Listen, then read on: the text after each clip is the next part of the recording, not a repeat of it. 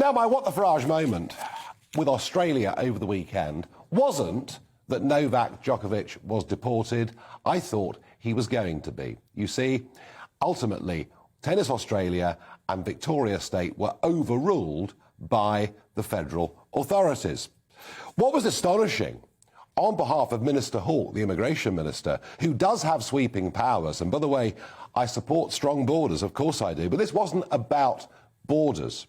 No, one of the arguments put by his lawyers was there was a danger that if Djokovic stayed in Australia, that he would be a danger to public health. Well, him himself directly, obviously that would be a laughable idea.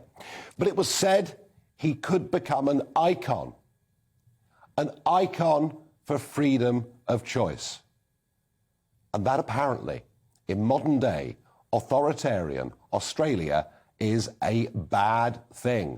People are not to have freedom of choice. And their stats on vaccinations are pretty amazing. 92.6% of people are fully vaccinated. So we're dealing here with one of the most vaccinated countries in the world. Well, they've locked themselves away, they've locked themselves down, they've got themselves fully vaxxed, and yet there were 55,000 new cases of COVID in the last 24 hours. So it doesn't really seem to be working. But an indication of the kind of country Australia's becoming comes particularly in Western Australia. The Premier there, Mark McGowan, appears to be totally out of control, completely drunk with power as he pursues an impossible COVID-0 policy.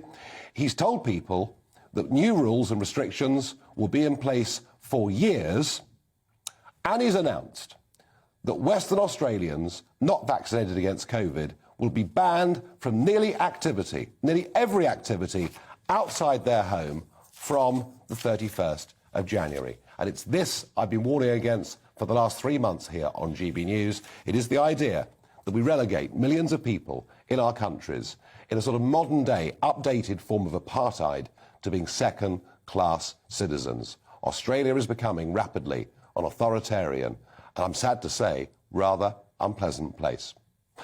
Now, one place that has locked down, and did so before Christmas, was the Netherlands. Mark Rutte locking the country down, and very interesting what's been happening there over the weekend.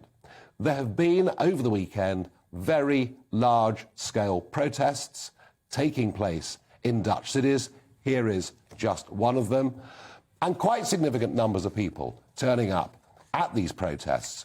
But more significantly, in major cities all over the Netherlands, dozens of bar owners, cafe owners, or the Dutch equivalent of publicans, have literally ignored the government's closure orders, and people have turned up and they've been eating, drinking, and making merry.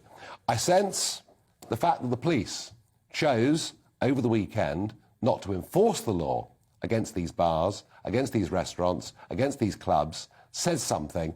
It says the Dutch have had enough of the Prime Minister locking them down. And none of this, whether it's getting jabbed 2, 3, 4 times, or locking people down, destroying lives, none of this stops people from catching the virus, a point that I keep endlessly making. Not everybody, I know, wants to hear it.